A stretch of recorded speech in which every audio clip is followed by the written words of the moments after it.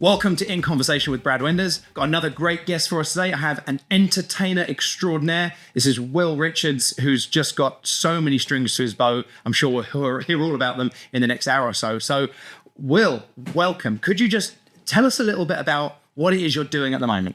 Right, okay, where do I start? So at the moment, thank you first of all for having me on. It's fantastic to be here. Thanks so much.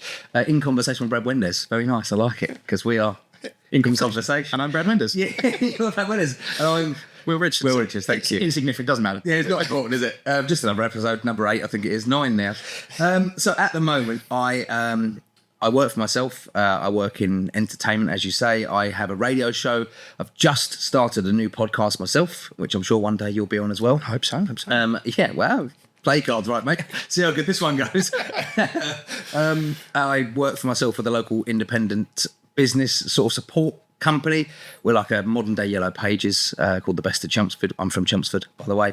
I also do a few bits online, a bit of everything, basically. But my passion and love is for entertainment. And that's what I do. I'm getting Digital Del Boy. Digital Del Boy is the best. Okay, yeah, incredible. We had a conversation off camera, which we'll get into in a bit. But you said, how do you describe what you do to somebody else? Yeah. From now on, I am Digital Del Boy. Simple as that. Yeah. One day we'll be millionaires. Bitcoin, millionaires. Yeah. Oh. So, all right. So you and I have known each other for a long time. Yeah. Yeah. Will was actually a competent gymnast as well. I am, yeah. I have, I did a flip recently, didn't I? Yeah, you did. Yeah. You did. Didn't hurt myself either. No, it's very impressive. I didn't, because I've got this ongoing back injury. So That's because you're old now. Because I'm old now. Yeah, my age starts with a 4. So. Oh, does it? Yeah. I didn't know that. Oh my goodness. Yeah. Only just. I don't like that. No, I don't like it. Tennis 3 again. Yeah. Cool. Or 2. Yeah. All right. No. I would be minus, but yeah, that's fine. So I moved away, and I know that you were like doing fun stuff, and you were doing some bits because you've got we'll get into it, but your family are all entertainers or on the fringe of thespians. Yeah. So how did you go from like, I want to do that, to doing things like the KFC and the stuff you were doing with Phil and the stuff in the early days?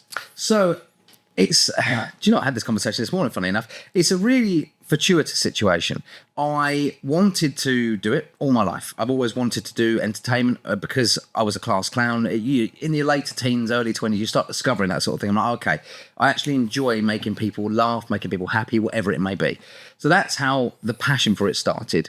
Thankfully, my family are all very, very, like I say, thespian background with K-Odds and Reject Theatre Company and all these sort of different groups that they're part of. So I was always in front of creativity. And I was pushed into it. And I absolutely love the fact that I was. It's helped me massively. So thanks, kudos to my parents for that. I worked at a bar called Citizen in Chelmsford a few years ago now, 2015, 2016, something like that. Maybe a little bit later. And there's an actor called Nathan Hector who used to come down to the bar. He's been in Brotherhood, Kidulthood, Adulthood, all these sort of films. He's a fantastic guy as well. He used to come down and, unbeknownst to me, was really popular. I see him as popular because he was a great guy, but I didn't know that specifically at the time to his South London audience, he was a really popular actor. Famous, if you will. People were asking for photos with him. I always used to look after him because he was a nice guy and let him queue jump and all that sort of stuff. And I said, why are they taking photos with you? And he explained who he was. And then I was like, fantastic, this is brilliant. He goes, by the way, you're a funny guy. If ever you want to do anything like this, let me know and I'll try and put you in contact with the right people. Fast forward about 6 months later, there's a company called The Wall of Comedy. They're looking to film in a bar in Essex with a guy called Philly, young Philly. And they're looking to film a series or a pilot for a BBC series, I think it was. And Nathan then said, oh, I know The Wall of Comedy and I know Will from Citizen in Essex. So put 2 and 2 together. They came down and filmed. They asked if I'd help them out and do some shots with them. And they said on the day, I remember so well, nobody's ever matched Philly or sort of, not outdone Philly, but with the energy that he's got, because he's such an energetic guy. No one's ever matched that or gone above and beyond, especially with wit and comedy and that sort of thing. So like, we'd love to work with you again in the future. Sounds great to me. And then fast forward a few months again, I signed a contract with them for a few years and started doing the videos that very gratefully went viral and became really popular. And that was the entry that no one really knows, I don't think. That was the entry to the entertainment that I do today, if you like. So yeah, the entry level one, once again, I'm grateful for is the wall of comedy. That's what got me into the idea of like this animal that is online video. That at the time YouTube was just starting to get mega. It was Vine, which was 6-second videos, and you might have seen a few bits of Snapchat, because Vine, then Snapchat, and then, I mean, now you've got the animals of TikTok and all that sort of thing. It's a wild animal. But yeah, that's how it all started for me, basically. And here I am now. That's incredible. So just being like charismatic, fun, entertaining, and like what do you think's influenced you? So I know your brother. I know your brother very well. And I think you two are very different. Like there are lots of similarities, but he's got a much more traditional life, hasn't he? Yeah, he's academic. He's smart. He's switched. Not that you're not. You're absolutely like... Yeah, I mean, I'm not academic. No, but you wouldn't be doing what you're doing if you weren't smart. You've got a brain in your head. You're just not book smart. Don't engage with that. Not smart, street smart. Yeah. I think that's the two differences. I'd like to think anyway. Ollie might disagree. He might think he's both. But I mean, I don't know if Ollie's ever going to watch this, but I think you've always been funnier than Ollie. And there it is. We can end it there. Thank you very much. Good night. But yeah, because where does that come from? Like you've had a very similar upbringing. You were a little bit younger than him, Yeah. but like, how do two people that have had the same influences go in very different directions and be very successful in those different directions? Yeah. Like, what do you think pushed you that way? Genuinely, I think because I wasn't any good at school. When I went to school, my brother was not a bookworm necessarily, but he was the A-star student, you know, lots of A's and B's and probably a few D's as well, but, you know, he did really well. And you haven't got any older siblings, have you? No? No. So many people that have got older siblings will know, sadly, whether it's imposed on you or not, it was never imposed on me. You have to follow the footsteps of your brother or sister or your older siblings. I felt I did anyway. So when he does so well, I'm like, well, I've got to do so well. That's why I did the Big Falcons. And I'll get into this later, but I did a few same jobs as Ollie as well. Right. I just matched everything he did. I thought, well, that's the thing to do because my brother I look up to so much. He's an icon to me. Even though he works in a completely different field, he's such an incredible person. I'm like, I just want to be like he is. So there's no better way for me to be like he is than doing exactly what he did. But I couldn't match that in education because I was dropped. Something wasn't quite there, which I'm grateful for now. But yeah, it was a difficult one for me. So I did okay at school. I mean, true story, I remember getting my results on exam day, got in the car with mum, everyone was celebrating the results and I had terrible results. I got in the car and cried. Cool. And just, I resent the fact that I cried because of the pressure that this whole system puts on you to do well on these exams that are set for people that are academic. I'm not an academic person. I've done all right, and some might say I've done very well in non-academic ways. I look back and see myself sobbing in a car about the fact that I got a D, not a C, or a C, not a B, or whatever it might have been. I'm just like, what was I worried about then? I wish people knew that now. Well, that's a good aside, actually. So I didn't do very well at school myself, but No. it was more because I just didn't ever apply myself. I didn't do, I don't think I ever did any homework for the whole of the secondary school. Yeah. I'd spend more effort in making excuses for not doing the homework than actually doing the homework. I know it was just but I really applied myself to things I enjoyed, which was gymnastics or then later on parkour, free running, and kind of threw myself into that. And now I am involved in teaching and academia and doing actual reports and that kind of thing. And I engage with it. But I think finding your passion is really important. And your passion clearly is like talking, being funny. Dicking about. But if you can make a career out of dicking about, then why it's not? done right. It's done right. I have to stop myself because as soon as you said that you didn't apply yourself or didn't do any homework at school, the first thing I wanted to say was that because you like all the war problems go. At the time, you were under the sails 90% of the time. You know, it's a long time ago. Yeah, but it is exactly that. And it's, if you are watching this and you have homework to do or whatever it might be and you feel the pressure of it, don't worry because like me and Brad, it'll end up okay.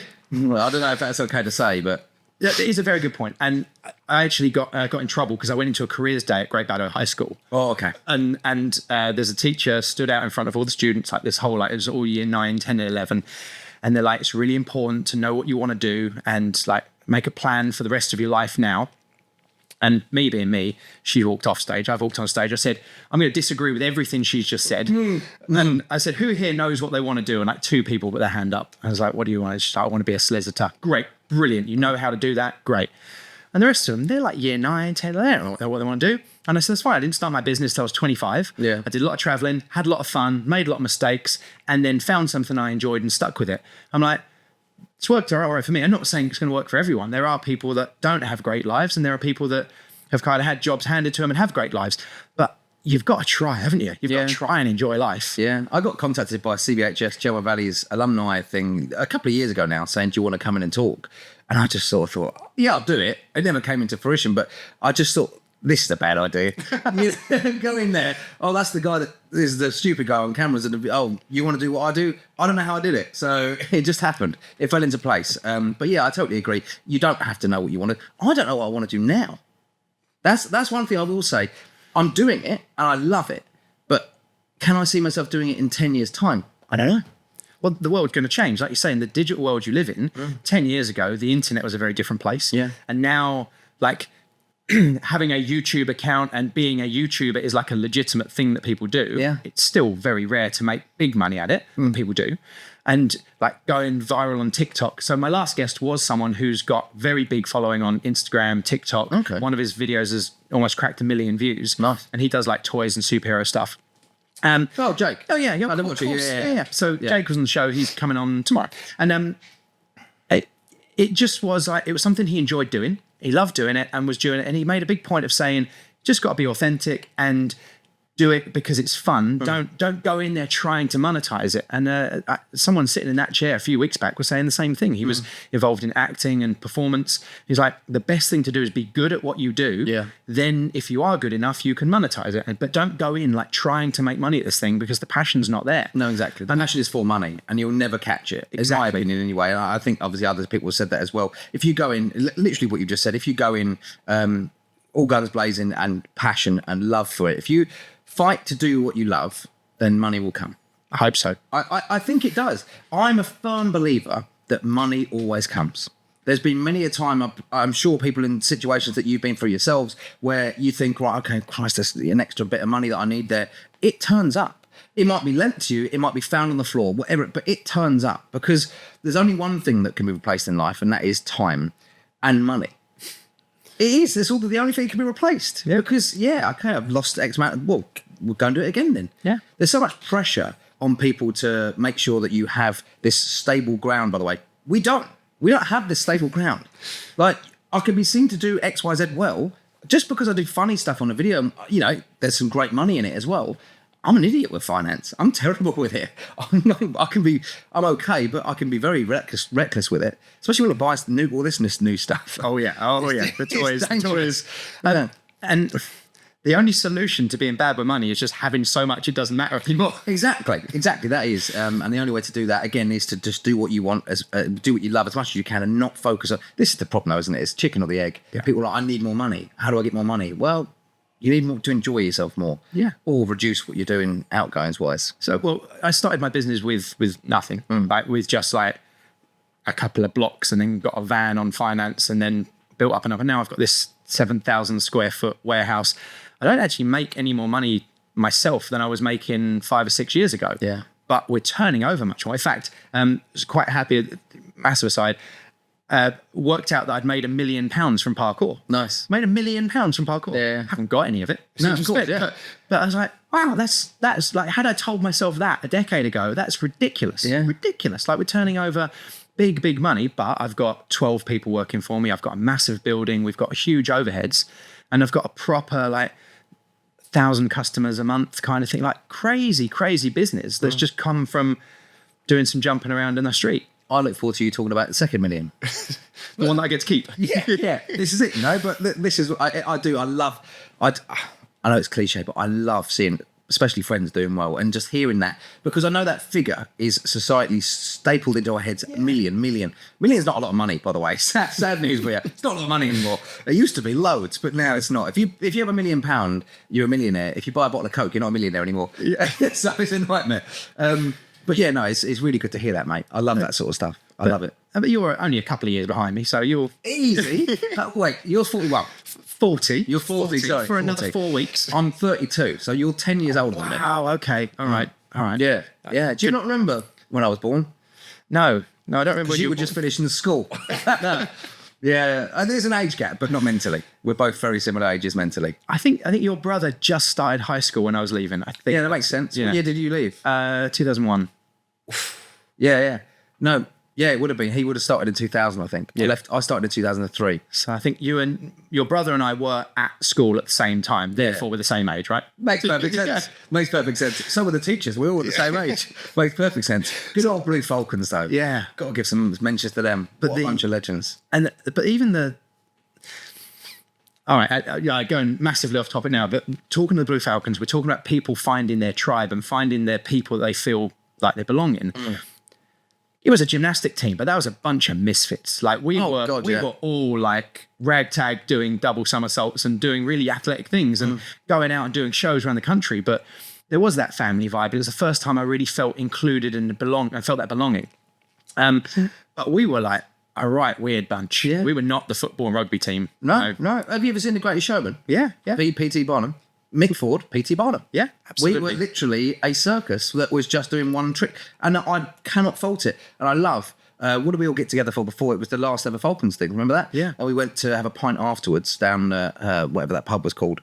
And I did take a second to go, it's mad that many of us haven't seen each other for 6 to 8 to 10 years. And we're just like that again. Straight away. And you bump into any of the boys in the street. I often see one of the Pavey twins out and about, and he's giving a wave in the van or whatever. And it's so nice, that we just have that immediate click back. It's lovely to see. I often see Mick about still as well. Yeah. I mean, around town. He was my biggest influence, and I try and explain that to him, and I don't think he gets it. I don't think he quite gets it, or he's very, very humble. But anyways, it's just jumping back onto you, because that's why you're here. Yeah.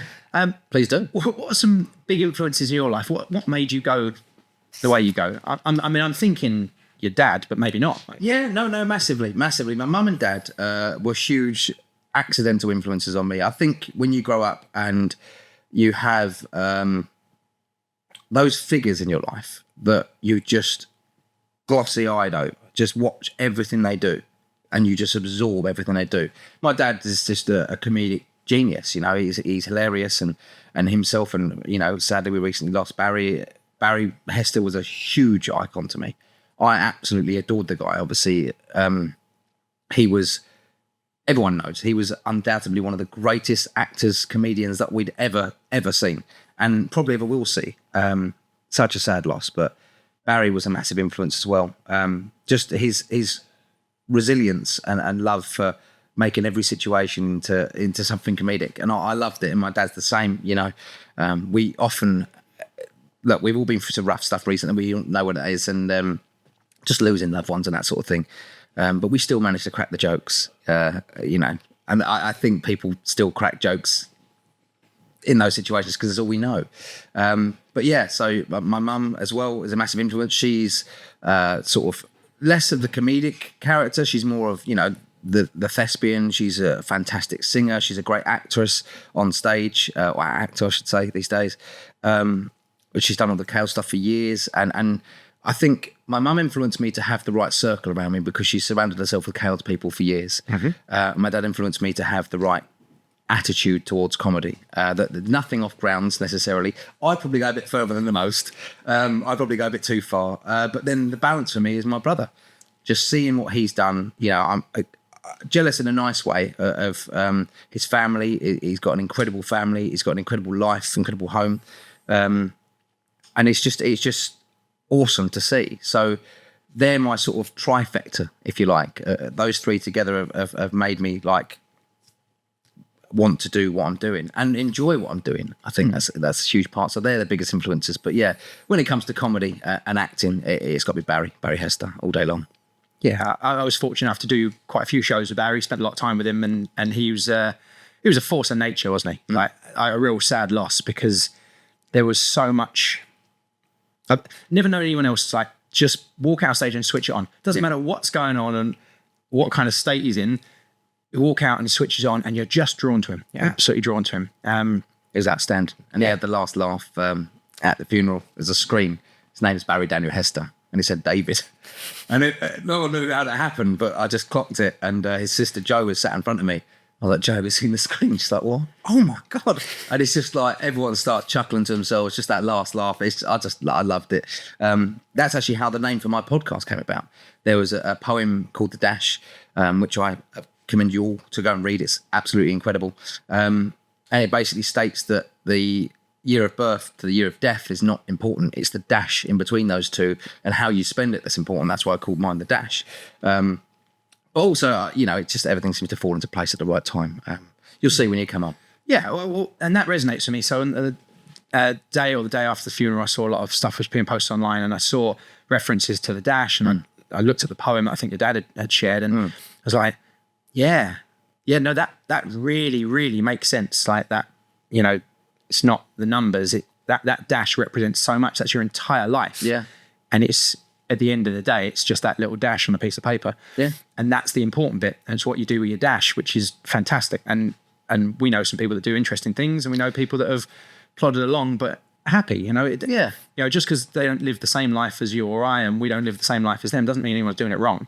No, exactly. I mean, I don't knock myself or put myself down, but I would say I'm probably doing things a little bit adverse to the way I think I should be doing them. But my brother, again, I watch the way he does it. He probably looks at my life and goes, it's so simple. He's got 2 children, a brilliant wife, Fran, and he's brilliant in that bubble and whatever. You've got a family yourself as well. Congratulations, by the way. And I don't. I have all the freedom in the world. So he probably looks at me and goes, oh, look at that freedom. I look at him and go, oh, look at that family. And, it's you're never going to be happy at the end of the day, are you? No, you're always going to be grasping for something. Always. And that's that grass is always greener, isn't it? And we look at what other people have got. And I think on social media, you're talking about earlier, like people see what each other are doing. And I, in the early days, I have people say to me, oh, it's brilliant. You're doing all that parkour stuff. It's like, yeah, but I had to decide whether to buy shampoo or bread in the shop this week because I had no money. Yeah. But you don't. What'd you go for? I went for the bread, actually. Nice, yeah. And that's actually the one memory of being in Tesco, and I had like £4 and I wanted some shower gel and I also needed food to eat. And what do I do?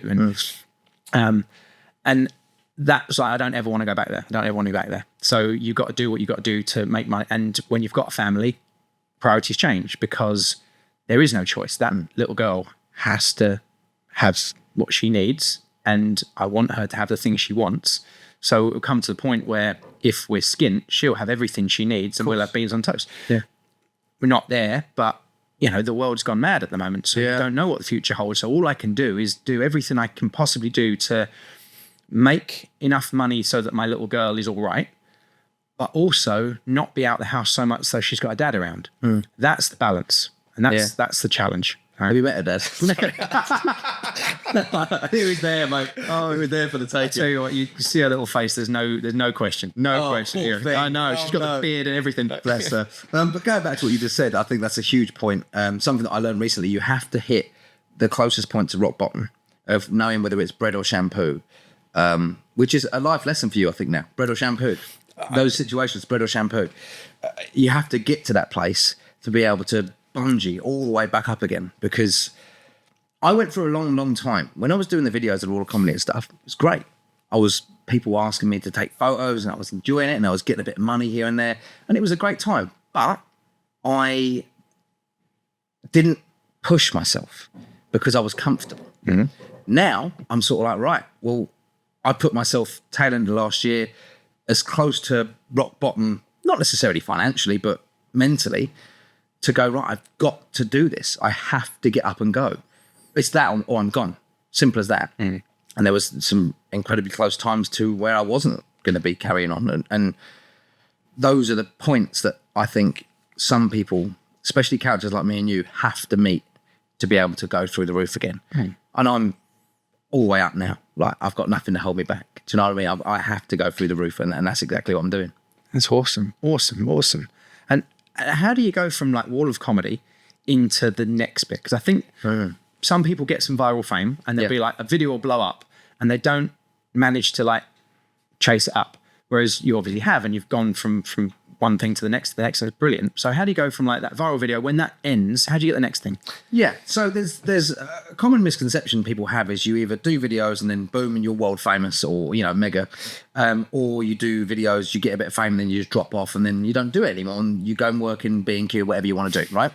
So, and they were kind of my outlooks on things. I'm like, right, okay, well, I'm not obviously excelling to the national fame, not for lack of wanting or not wanting to. It's not really something I considered, but I also know that this is what I love. So how can I find a way to make sure this is what I continue to do?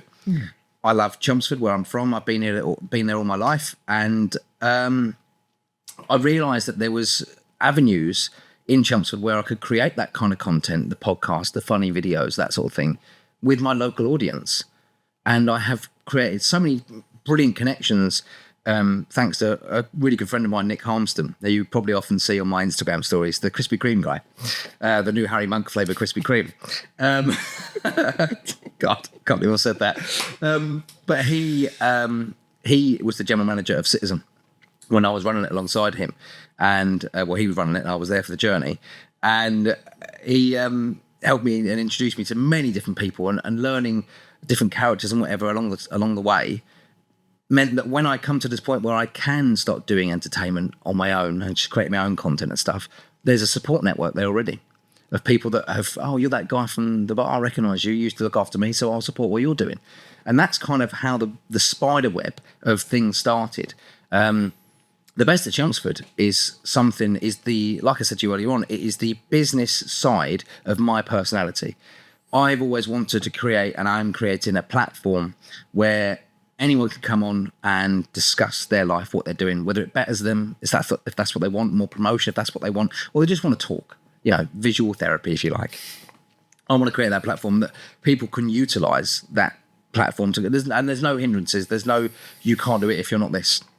Anyone can come on. My mum has messaged me, says she wants to come on. I'm like, yeah, cool, fine. Brilliant. I'm a little bit apprehensive about that one because she's probably going to embarrass the life out of me, but hey, just stitching me up with old stories. But yeah, so that's something I wanted to do. And the best of, as a business, is a support network for local independent businesses. So there's me supporting people, which in turn are businesses, and then there's the business that supports businesses. And it's not a huge profit driver necessarily, it's just a really nice support network that helps people and helps businesses out. So yeah, they're kind of me in both aspects. I don't know how to put it better, really. I think that's kind of it. No, it's a really good thing because you mentioned Yellow Pages there. Yellow Pages used to be like this thick. Yeah. The advert was like someone standing on the Yellow Pages to be able to kiss someone taller than them. Yeah. Yellow Pages is like that now, or online. Yeah. So having an authentic local repository of local businesses that are trusted, but also helping each other out, that's brilliant. That's a really, really good community service. It's doing them some genuine advertising rather than I just paid to advertise in the local post office. Right. It's not cheap. Right. The video screen, and we've made some video content, haven't had a single person sign up from it. So I'm like, actually, that's not the best way of going because it's not authentic. Yeah. And everyone in the post office is set like this. Yeah. So I was thinking, screen advertising was the way to go. Actually, it's not. So something like that is a brilliant way of advertising local business. Yeah, 100%. And it kind of links into what we said earlier on about do what you love and the rest will follow. Because what started as the best of, and it's just a platform where members pay X amount a month, and it's a really reasonable fee. And then I said I can market it now, so it's come across wrong there. I don't mean that, but the point being is it's a really reasonable fee, and they get help marketing. Then we held a masterclass to teach people with two of these social media gurus. One social media, one online SEO stuff. Maddie and Sophie. Sophie did a masterclass to teach people a workshop about social media.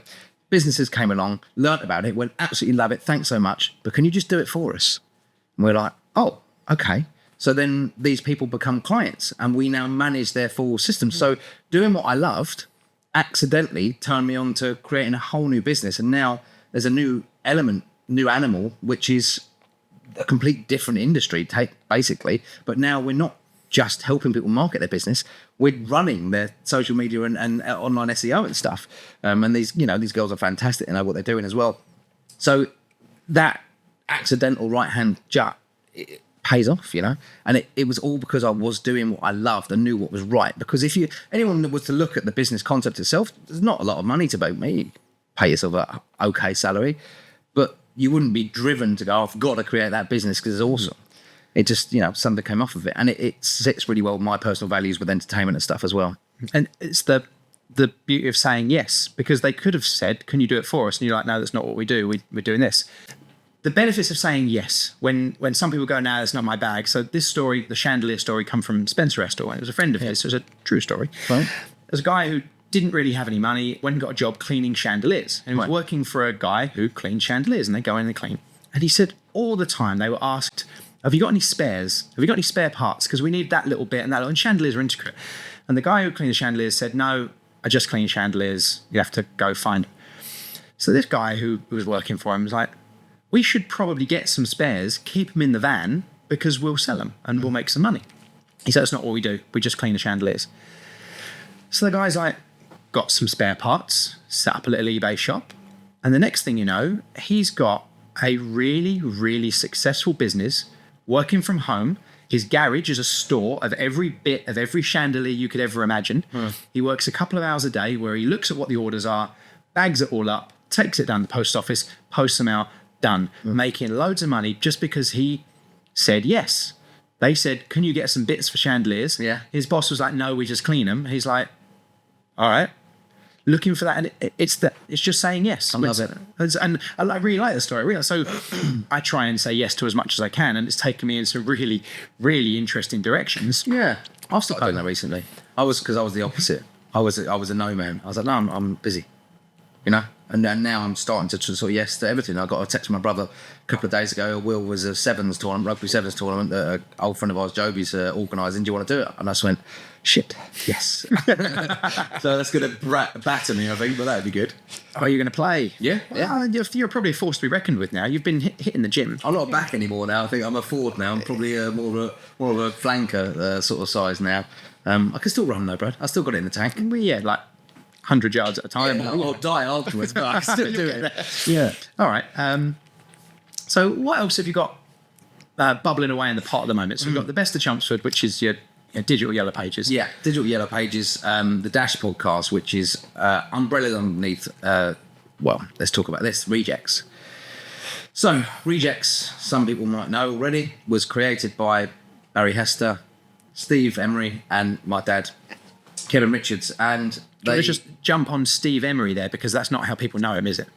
Steve Moyer. You'll know him as a Hollywood actor now. If you've watched the series True Blood, he played Bill in True Blood. He's a very, very successful actor. He's done really, really well. He's a really nice guy as well. And Dad, Steve and Baz were the three best buds back in the day when they were all mere mortals doing hobby acting. They never got the roles that they wanted to get. So they were down the pub one night after all being declined the role that they went through for amateur productions with, I don't know what it might have been Kales or something like that back in the day. And they were, we must be the Rejects then. And that created this new brand, the Rejects. And back in early 2015, maybe 2016, they basically created or reinstated the Rejects and started putting on plays again and started doing all that sort of stuff. So yeah, you've probably seen some of the previous plays from the Rejects at the Headgate Theatre. And yeah, you might see some in Mercury in the future, you never know. But yeah, so they created that. And when I was doing the entertainment stuff, when I first started out, I was just doing it off my own back and self-employed sort of thing. And I thought, well, I love what I'm doing and I want to create a business out of it. Why start something else when I can kind of take the concept that my dad, Steve and Barry created, match it, carry on with their thing, and take start a second side of it. And obviously those guys are all on stage for Rejects, what they do, with my brothers mainly interested in that, involved in that sort of thing, and loads of other great actors as well. And I'm digital, so I'm online. So the company's called Reject Media, and it's where you'll see podcasts, videos, entertainment, all that sort of stuff in future. And that's where my next sort of step is, if you like. A lot of the encouragement to do it is from sad news about Barry, basically. It just seems so fitting. Everything fell into place at the right time. The Dash, I feel like, was some sort of last message from Baz just to say, right, you wanted a name. How about this? And it just seemed to fit perfectly. And I thought, for my dad, Steve, Barry, my brother's sake, why don't I put my all and my skill set into creating this business into something that maybe one day my nephew can carry on, maybe my own children one day, I don't know, probably got them somewhere, and I don't know where they are, but yeah, so that is the next step, and basically utilising rejects as a platform now, rather than just theatre stuff. It's doing everything, so that's where I'm going next, which I'm really excited about, because you know when you've got that feeling for something, it just feels right, and I haven't had that feeling for so long, bro. It's nice to have it back. That's good. And I've got to say, you are looking particularly good at the moment. I've mentioned this. I sent you a message the other day because you're hitting the gym. Yeah. You're happy. You're healthy. You said you'd managed. You were a bit bigger than you are now at one point. And yeah, I was heavy as hell, man. I might say I was 116 kilograms. That works out to 18 stone. I'm 5'8" for reference. That was fat as fuck. That is a big, fat as hell. But yeah, look. It was drinking, it was socialising. Obviously, I'm not that on the head now. I don't drink anymore. I still eat crap like anyone else does, but now the eating crap feels better because I'm training. So now I feel, if you have a pizza twice a week, you don't feel good. Mm-hmm. If you have a pizza once a week and you're training, you've earned it so much and it tastes so much better. You should try it. It's incredible. So yeah, that's where I'm at. Yeah, the gym thing is a whole nother world as well, by the way, which, you know all about this stuff because you're action man yourself. But yeah, I never was into fitness. I just maintained I say level of fitness, I was young. Yep. Still am young, but I was young enough to not have to worry about it and not have to worry about repercussions of putting a load of crap in my body. So yeah, now I really try and look after myself. And I want to see where I can get to. I want to see how far I can push myself and get just basically in the best shape of my life. Have you got physical goals that you're looking for, whether it be weight or appearance? Visually, yeah. Visually, I just want to be in. I want to look at myself and go, yeah, that's you've done really well there. I'm getting there slowly. It's been a big turnaround. I got to say, from personal experience on the aesthetic side, I look back at photos of myself when I was in like peak shape, when my arms were big and I had like fully defined six-pack and bigger legs and covered in pegs. Yeah, covered in pegs. Yes, that was a thing that happened. Yeah. No, I was in better shape than that more recently. But right. And I look at those photos and I think I wish I could see myself then as I look at them now, because now I haven't been training as much. I've got a bit of an injury. Priorities have changed. I spend time with my family. Yeah. And I'm not using the gym. I'm not lifting like I was. I want to start getting back into it, but I'm not in the shape I was when I was at my peak. Sure. And I look at those photos, I was like, wow, I was in such good shape. But if I looked in the mirror at that point, I'd been like, I've still got to do this. I'm not good enough. I'm still a bit fat. I'm too skinny. Or like, so chasing that aesthetic, it is worth taking photos, even if you don't share them online. Yeah. But it's worth taking. I'm pay for it. Yeah. If you want to do it. Hey, well, there's your new digital direction. There you go. Bridget Media is my OnlyFans, basically. That's what I'm doing now. But this is the thing, right? You mentioned the word peak. Peak is subjective. Not necessarily to an individual, but specifically in your situation, you were in peak shape then. You're in peak shape now because your priorities changed. You're in peak shape to be able to be a father for your child and be there and so on and so forth. So, yeah, you might not be able to lift a car as easy as you used to be able to or do a backflip, if you wouldn't mind. Well, not today. I don't think the ceiling's high enough anyway. But, yeah, you are now in peak condition for what your current situation is. Yeah, and that's minus injuries. Yeah, minus injuries. Well, it's getting better. It was bad last year, but the thing that I'm probably most proud of at the moment, like I am very proud of the business and what we're doing, and I've got some amazing people working there and doing frontline coaching and managing things. But I think the thing I'm most proud of in the last 6 months is that both Tash and myself do bath and bedtime for little Poppy at least 5 nights, if not 6 nights a week. Both of us put her to bed, and she has both of her parents present every morning and every night. When we go, I'm like, that's not bad. I'm happy with that. You're not giving yourself enough credit. That's incredible. That's a 1% thing. That's incredible. And going back to what you said earlier on about being in peak shape physically, aesthetically, I bet then if you could see yourself how you are now, you'd be like, holy crap, I'm doing that soon. That's insane. Because, financially you're more stable, the business is doing really well, you've got an incredible family, you're being a fantastic father, you've got this, you've got me here. What more do you want? What more do I want? I've got Will Richards sitting on the couch. This is it. But, it's one thing I'm trying to do, I think we're all guilty of, is give myself more credit.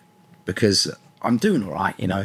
And life's tough. Life's really tough. We all have some absolute crap. But, you know, looking forward, looking back, wherever you look, if you actually live in the moment, yeah, no worries, really, have we? No, we are sitting here. Well, we're not fed because neither of us had breakfast. No, We could feed ourselves. I'm good at Yeah.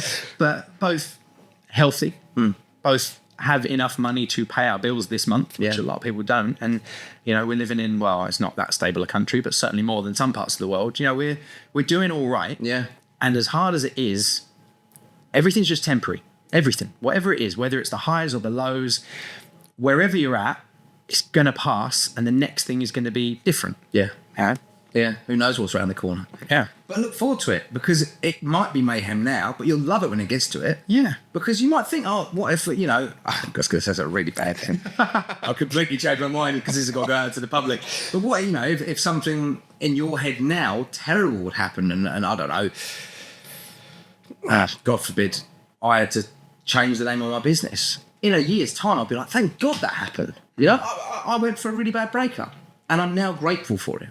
Yep. And it sounds horrible, but I'm grateful in the sense that had to happen to me. Yeah. For me to be able to realise that I'm going to be an okay person. You know, I'm going to grow from that. And similarly, like, the most significant breakup of my life has been my wife leaving me. And at the time, that was devastating. And I was like begging her to not leave. But actually, neither of us were happy, and it was the best thing that could have possibly happened. That then sent my life in a direction where I am healthier and happier, because I wasn't in a good relationship. I wasn't in a good place. And she left, and I was like, the rug's been pulled out from under me. And I'm like, but we weren't happy. And that was the absolute best thing that could have ever happened at that point. Yeah. But it doesn't feel it at the time. And it's not until you're out of that forest and you're looking back, you're like, actually, that was a bit crap, but I'm all right now. And now I have a new partner and a child, and like, I read something this morning that said, don't fear your future for the comfort of your misery. Because right now things aren't changing. We get comfortable. That's one of our worst traits as human beings. We get so comfortable that, you know, you might be unhappy in whatever, but you've got to take that leap. That leap of faith. A lot of people think that leap of faith is just in business. It's not. I think it's more so in relationships. You've got to take that jump and go, you know what? This might be, there's certain ways you do it, you know, certain ways you go about it, but, you know, you might be happy, you might not be happy, whatever it might be. But don't fear what things could be, because you're comfortable in the misery that you're currently in. Yeah. You know? It is that pulling off the plaster, isn't it? Literally. It's like, this isn't good. I don't want it here, but it's going to hurt to pull it off. But then it won't hurt anymore, and it will get better. Like, you've got to pull that plaster off sometime. And it is hard when people are in relationships and you don't even realise how unhappy you are. So, again, when I was unhappy in a relationship, it made me a less pleasant person. I was short-tempered. I was in a bad mood all the time, because whatever's going on, you go back into that house. And I'm not saying anyone's to blame. It was just a relationship where neither of us were happy. It happens, and as a result, everything's unhappy. It's not like you've had a bad day at work and you come home and you can relax, because you can't relax, because you go home to that unhappy place. Yeah. And it just makes you not a very nice person. So that ending, as hard as it was, has made me a happier and better person to be around.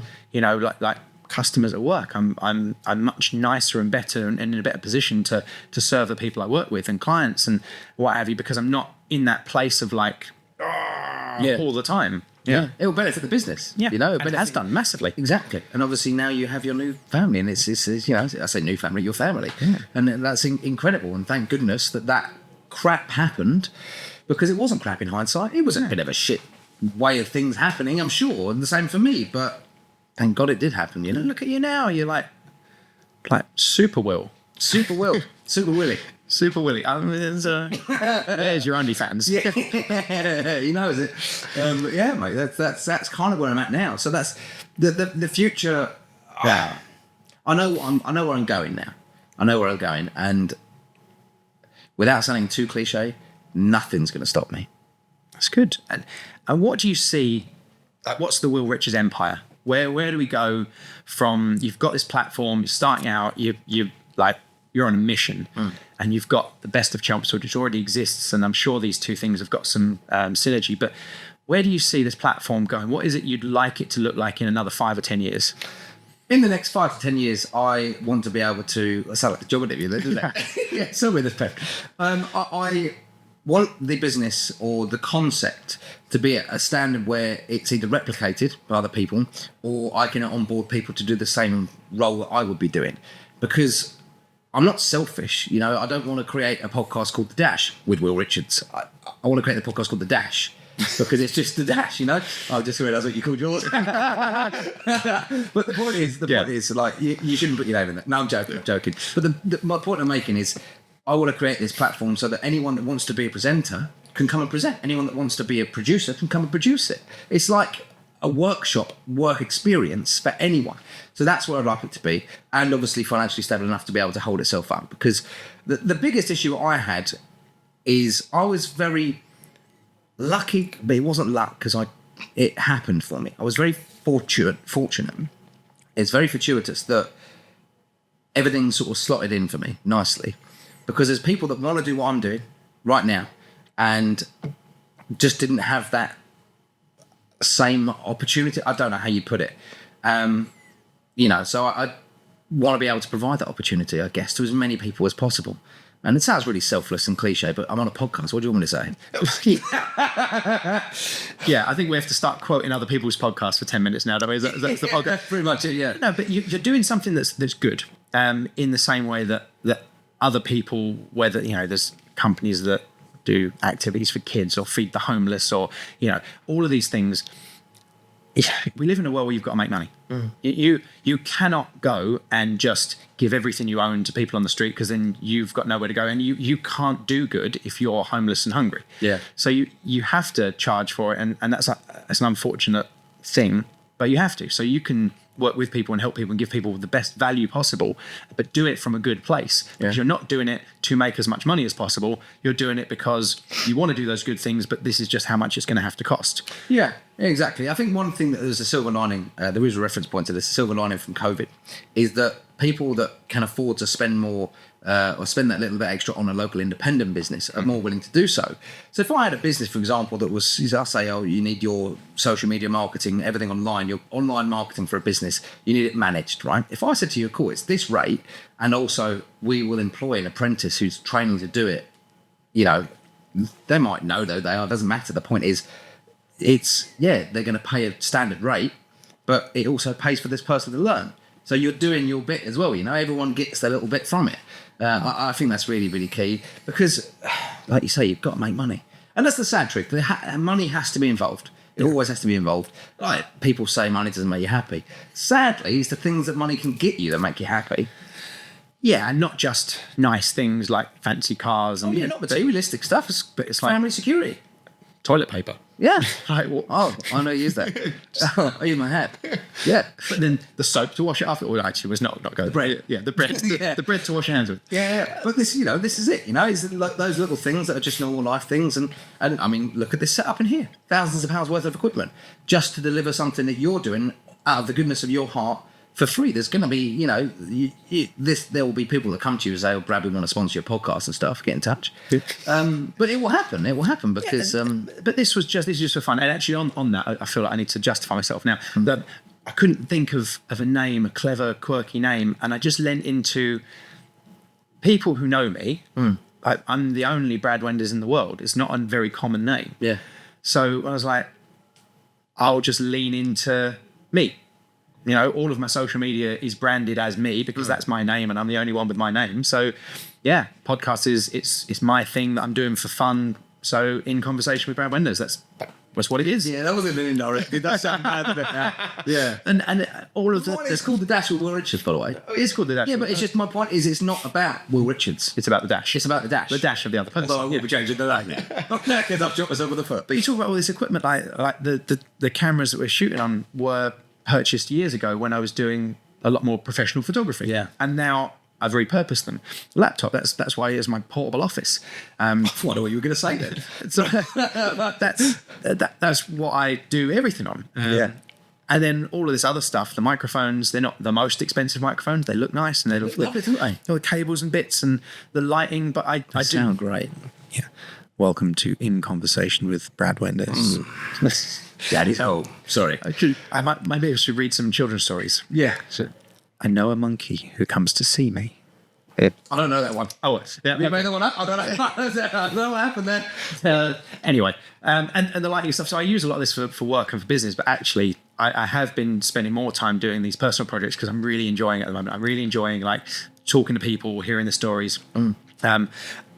The person I interviewed earlier this week, who's going to be going out the week before this episode does, so it'll already be out there, is a filmmaker, and I interviewed him to talk about his filmmaking in the time that he spent working at like MTV, and it was Chris Phillips. Oh, Yeah. he came to Colchester. No, we recorded it remotely because he's working out. I didn't know he was here. But he did actually come to Whittam. He came and brought his son to do some parkour with me. I did see that a couple of months ago. So I got him on the show because I thought he'd be a really interesting person to talk to. And actually, he was a really interesting person to talk to. But he started talking about like the economy and the state of the world and politics and gender identity. And I was like, oh, this is not the conversation I thought we were going to have. Fascinating, but not the conversation I thought we were going to have. And that kind of thing is really interesting. Like the people you get on and you hear about their lives. And there's a guy who I really want to get on the podcast, and he keeps saying to me, like, I don't think I'm interested. I was like, mate, like he's got a normal job, but he's done a lot of traveling and he's raised a lot of money and done some really wacky things for there's a hospital that looked after his brother when his brother had leukemia. His brother's in remission, making full recovery. Good. And he did all these amazing things to raise money and raise awareness for this beautiful hospital, this fantastic hospital. I was like, mate, you've got so much to talk about. Like, please come on. He's like, but you've got filmmakers and celebrities and actors. I was like, yeah, but it doesn't matter. Like, you've got a really interesting story to tell. So I'm going to keep hammering him because I think his story needs to be told. What's his name? His name is Jamie Hammond. Jamie. Come on the podcast, mate. Yeah, get on the show. Get on the show, mate. It's fine. We want to hear about it. I'll watch it, Jamie. Hey, but yeah, but I think having that kind of humble attitude to himself, he's like, I don't think I'm good enough to come and talk. I was like, mate, I've got like 25 subscribers on YouTube. It's not a big channel. Yeah, you'll be fine. Yeah, well, I mean, this is what I was going to say. Would you put this on YouTube? Yeah, it makes sense. I've only watched your stuff on Instagram. Yeah. So we do full episodes on YouTube. It goes out on all the podcast platforms, audio only, and then I do the shorts on Instagram. I'm worried I'm spamming it a little bit, so I'm going to try and do one every couple of days because. Well, it's consistency is key. If anyone wants some social media tips at the moment, consistency is key. If you post every day, you'll get traction. There's no doubt about it. It doesn't matter what the content is, it will just happen. So YouTube, first month of YouTube, we've just cracked 9,000 views in the first month of YouTube. Awesome. Like from a fresh channel, which I was really pleased with. A lot of that is shorts, but I'm getting about 500 views a day on the shorts. Brilliant. The long form stuff is a harder sell. And actually, like it's an interesting conversation. Like long form content is a really hard sell to an audience because I'm asking, as a bloke who doesn't do videos, strangers to watch me chat to other people for an hour at a time. So short form content, that Instagram stories like of up to 20, 30 seconds. Then you got your reels up to a minute, getting good traction on those. The long form video, in the back of my head, I'm like, well, why is someone going to sit down and watch this for an hour? They do. The Alex interviews had 150, 160 views in the last couple of weeks, which is quite good for a new channel. Yeah. Very good, mate. But I need to get in my head that actually the people I'm talking to are very, very interesting, and these stories are worth telling. Yeah. And they will be entertaining. I mean, yours is very entertaining in a different way to someone like, I know talking to Gary about like acting and the story of getting into that is very serious and very dry, but very entertaining because it's interesting, and you're both interesting and funny. Just dicking about. And that's nice. This has got a really nice. I'm really enjoying the vibe of sitting here talking to you, and it's very different to when I've sat in this room with other people. I like it. Yeah, well, you're welcome. Yeah. Joking. I want to full circle back something. You said earlier on that obviously this is something you're doing as a hobby and whatever, and you've invested in a couple of bits, blah, blah, blah, and it all seemed to fall into place because you've had the cameras for 1,500 years and, the lights for other things, whatever. And what did we say earlier on to everyone that was watching? We said, when you put passion into something and you go for passion, not for money, what follows? Yeah. Money. So I can see this, naming lights. Yeah. Brad Wendes in big lights, then in conversation a little bit smaller underneath. That's the way we do it. But when you put a podcast out on Spotify, I use Spotify podcasts as my hosting platform. Yeah. And when you get the first time that someone listens to your podcast the whole way through, you get a notification. And I felt like Joe Rogan, like your podcast has had one listen. I'm like, Tash. No, she doesn't listen to it at all. Oh, right. No, well, she sits there when I edit it, so she hears it. Yeah, she she hears can't it. make the thought of listening to you twice. No. She's like, I wanted to listen to it on the way to shops, but I listen to it all the time. Like, that's great. Yeah, it's too much. But she does. I was sitting on the sofa and I'll edit these, and she'll hear the whole interview 80 times, and I'm going through it, editing and chopping it about. So. Get some headphones, mate. Yeah, but I kind of like to still engage with her. I don't like to... So that's something, again, talking about family, I've got friends who... the guy will go and game with his headphones on for the night, and she'll sit on the sofa and watch telly or scroll on the phone or whatever. And while I do have stuff to do, and we do sit on the sofa and we'll get our laptops out and we'll do some work, or I'll be doing something, I'll turn the volume right down, but I don't like to shut off. I wouldn't like to put headphones in and not be present, because as much as I want to spend time with my daughter, I also want to spend time with my partner, because that relationship is really important. Yeah. And I know what it's like to have a relationship that breaks down and can't be fixed. And I don't want that to happen again. I love my partner to pieces. And I enjoy her company, which is why we're in a relationship and have a child. But it's very easy to like lose sight of that. So I'm very, very busy. So I do my editing on the sofa of an evening.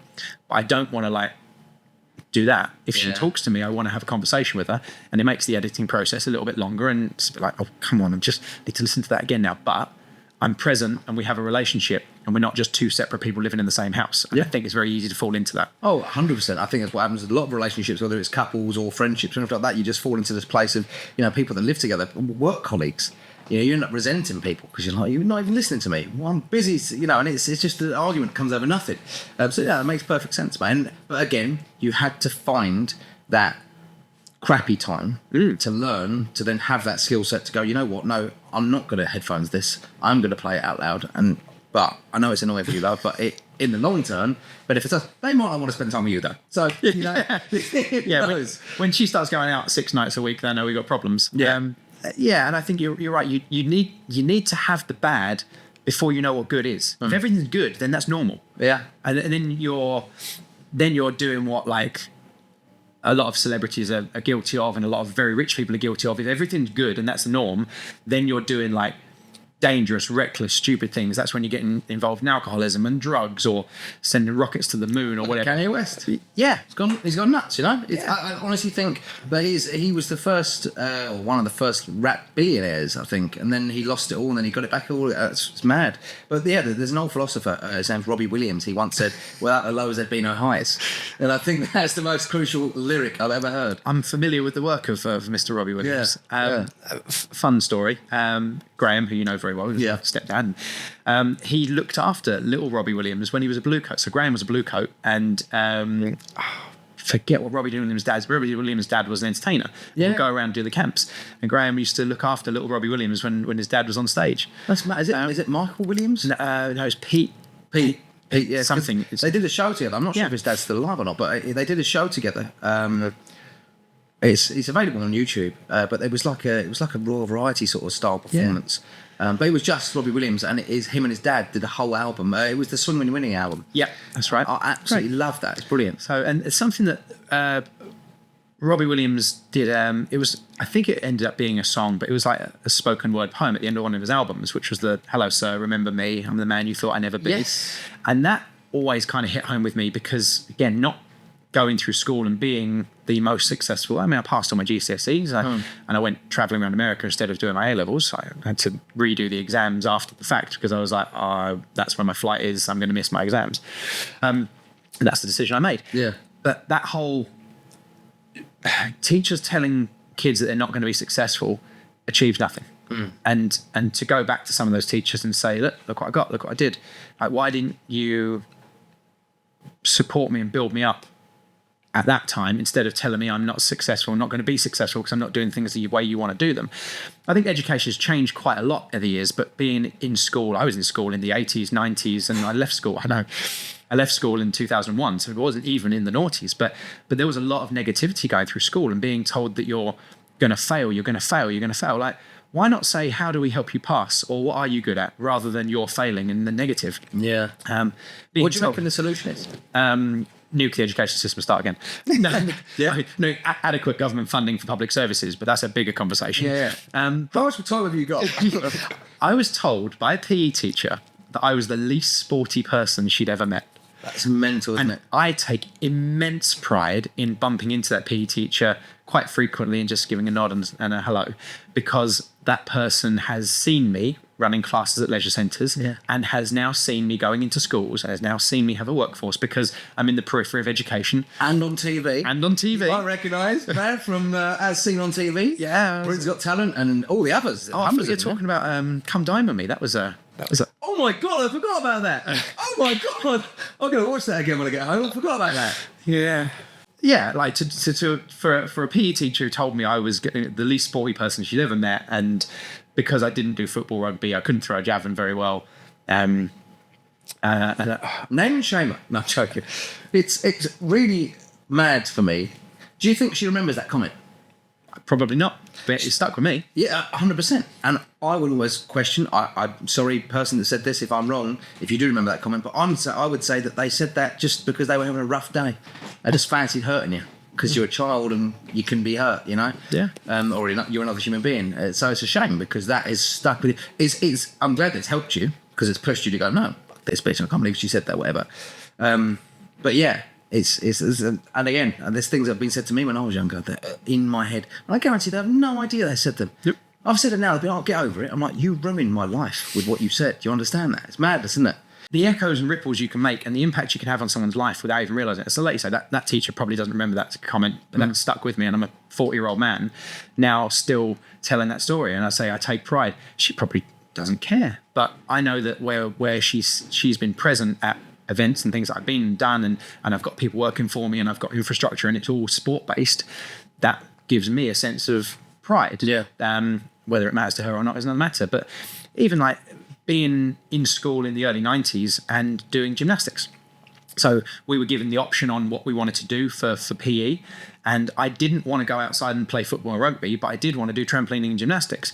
And one of the PE staff made a comment as like, oh, you're only doing that to get out of the cold. It's like, no, I really want to do gymnastics. Like, that's what I want to do, and always have done. And I've had no interest in football. But that when I didn't accept that a boy might want to do gymnastics for any reason other than hanging out with the girls and being inside out in the cold. Like, no, I actually want to do the activity. Yeah, it has gone. I mean, it's gone much further the other way now, hasn't it? But that was a huge stigma, and I think that's a lot to be said for what people say to you that they don't think about. And I'm sure I've said things, and we've said things to people that have stuck with them. You know, sorry if that has the case. You know, but it's mad how our brains are wired in certain ways. But it's nice that I think that's the difference with our personality traits, I think, Brad, that we're similar in, and many others similar in as well, in creative people, is that we have the ability to take what is technically an insult and use that as fuel. And that will drive me to make something happen. I had something similar. My ex and someone that is a friend, I found out they had a conversation where they were just mocking all the content I was doing online and basically saying, oh, he just thinks he's someone he's not and all this stuff. The person I was with, you know, it was horrible. And that has stuck with me to this day. Every single day, it has sort of, or every time I do some content, it has an element in my head, but I'm like, no, I'm doing this because it goes to show that I'm doing me. And that is also a big reason why I stepped back from the sort of that audience, the comedic audience, because I was playing a character. In hindsight, there was nothing wrong with that. No. But, I was playing this sort of street style character. I didn't know I was, I guess. But now I can switch it on and off, bros. But yeah, so that is a huge driving force to help me. So yeah, use the things against you as fuel. Yeah. Well, I think we've covered a lot today, and I think without delving into how we fix the economy and fix the state of the education system, let's finish. Yeah, Get back to it. Where can people find you? Where can people find Will Richards? Where can people find the Dash site? Pitch everything you got. Cool. So my social media is all Will Richards with 2 S's at the end of it. Every platform at Will Richards, WILLRICHARDSS. Just because one S wasn't available. So that's all my platforms, everything YouTube. That's also where the Dash will be.